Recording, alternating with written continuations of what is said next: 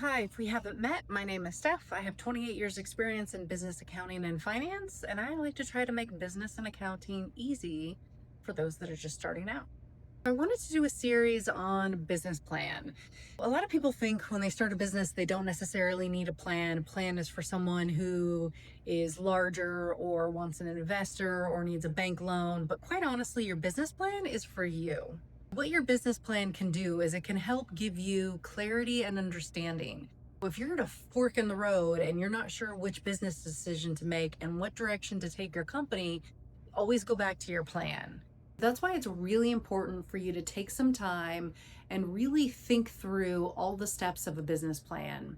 And just because you do it today doesn't mean that it has to stay that way. You can make changes later on as you're going through, and maybe you're evolving and you're learning, and your business might change. If this is interesting and you want other tips and tricks and things about growing a business, subscribe, follow along, let me know in the comments what you think. So let's jump in. I created a 13-week business plan. If you're interested, it's free. Comment below. But again, I'm going to do a series where I'm going to walk you through week by week the different steps of a business plan.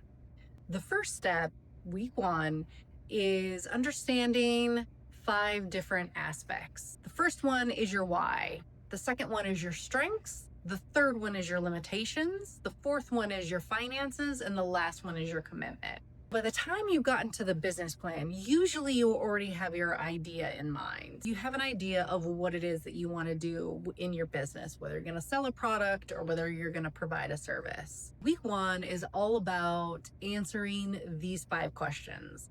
The first one is your why. Why do you want to start a business? Why do you want to do what it is that you're doing? Is it freedom? Is it flexibility? Do you want that challenge of growing your own business? Really understanding that is key, because there's going to be times where it's going to be a struggle and you're going to have to come back to, why am I doing this in the first place? The second aspect is your strengths. What are your strengths? Obviously, your strength probably has something to do with the business that you're doing. For me, I do accounting and finance services. I have 28 years experience in it, so that's my strength. I not only built my business around it, but I understand where my strengths are. Strengths can be more than just what you've built your business around. It might be, I'm really good at talking to people, or I'm really good at being organized. You might want to think through other areas of what your strengths are as you're sort of going through and thinking through this process. The third item is your limitations. What are things that you're not good at? What are things that you're going to have to learn? Or what are things that you're going to have to go out and figure out how to hire someone for that expertise? For example, sales and marketing has never been my forte. I am not good at sales and marketing. And I have really had to learn a ton and force myself into that skill set so I could really grow my business. I also know there's other aspects that I'm not great at, that I have limitations in. I'm great at being organized. I am horrible at delegating. If I'm going to grow my business, I have to learn how to delegate, and I have to practice it each and every day. So there's different things that you need to understand your limitations. And again, that gives you a place to start where you need to learn and grow and push yourself, or where you understand that at some point you're going to need to hire someone to help you out. The fourth thing is finances. How much money do you have to put toward this business? And later on, we'll get into the whole financial structure of what your business is going to look like and how much money you're going to need.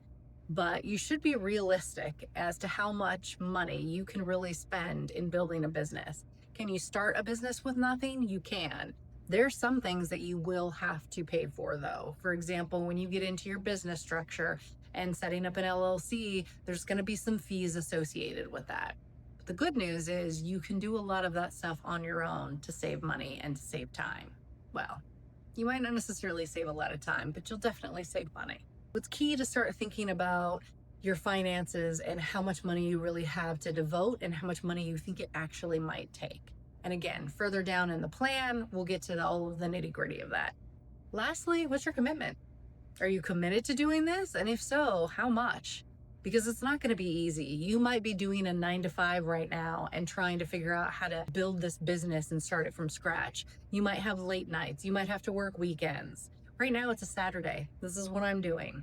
My husband's out golfing and I'm creating this because I'm committed to my business. I want to grow it. I want to see what I can accomplish and I'm going to make this happen. So, what's your commitment level? Hopefully, you're ready to keep going. And we'll see you next week in week 2 of a 13-week business plan process. Have a great day.